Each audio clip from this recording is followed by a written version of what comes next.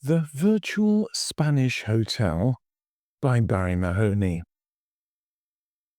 Our first holiday in Spain some years ago was not a great success.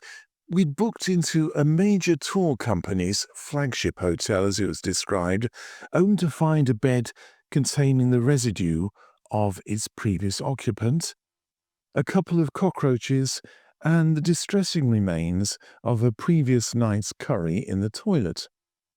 Needless to say, we complained and were moved to another room. It was not the best introduction to our first holiday in Spain.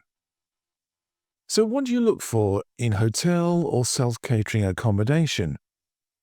I've always maintained that if I'm going to spend hard-earned cash on holiday, I require the standard to be at least the same, if not better, than our accommodation at home. Like many visitors, I dislike those narrow, uncomfortable wooden beds and thin mattresses that are so popular in many Spanish and Canary Islands budget hotels and bungalow complexes. Insufficient hot water, no kettle, and ineffective air conditioning are all areas that are likely to generate a negative review on TripAdvisor. Nowadays, my demands, of course, also include free Wi-Fi, and not just a pathetic signal and reception, but one that I can actually use in the hotel bedroom without an additional charge. I have this at home, so why not on holiday? Sadly, even some of the 4- and 5-star hotels on these islands rarely offer this facility, and it's a source of constant complaint from guests. According to a recent tourism fair in Spain, much of this is about to change. Now, how about a hotel room that automatically adjusts to the needs, language, and nationality of its guests? Virtual reality headsets instead of brochures, as well as facial recognition instead of a keycard to enter your room. So once guests' personal details and preferences are logged into the system, the room will automatically change the digital pictures in the room from Picasso to Monet, monitor the room temperature, and adjust the lighting to personal requirements. Hotels will be able to provide a facility where guests can order a pizza in 40 languages. Why would one want to do this? It's open for discussion, but I guess it's a nice gesture to while away an hour or two.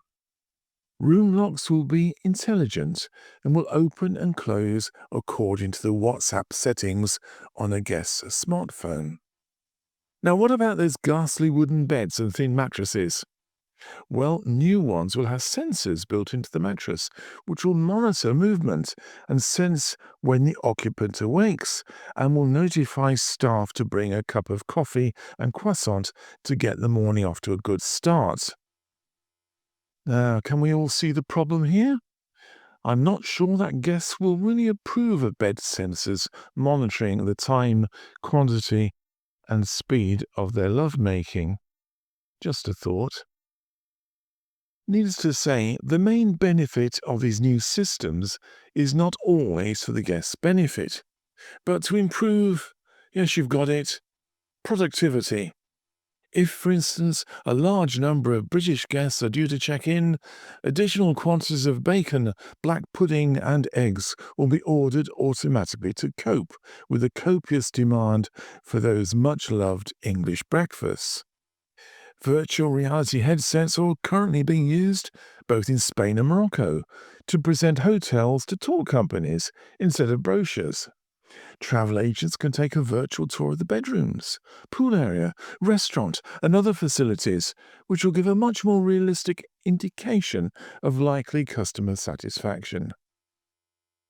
In some hotels, there will be beacons and sensors fitted in rooms that will make use of guests' smartphones to monitor at what time they visit the pool, how long they stay in their rooms, and how vigorously they brush their teeth. Maybe it will also monitor how much toilet paper is used on curry and lager nights and order additional quantities according to need. Complicated algorithms will be able to monitor their guests' habits in order to sell additional products and services, as well as special offers to encourage them to return to the hotel. The system will also be able to determine whether guests arrive with their usual partner and children or with someone else, in which case, if the guest does not eat in the dining room, a special meal will be sent to the hotel room, complete with a bottle of champagne. Is this going a little too far, do you think? Few of these new services will be able to operate without considerable intrusion into the personal data of guests, which I suspect many will be unhappy about.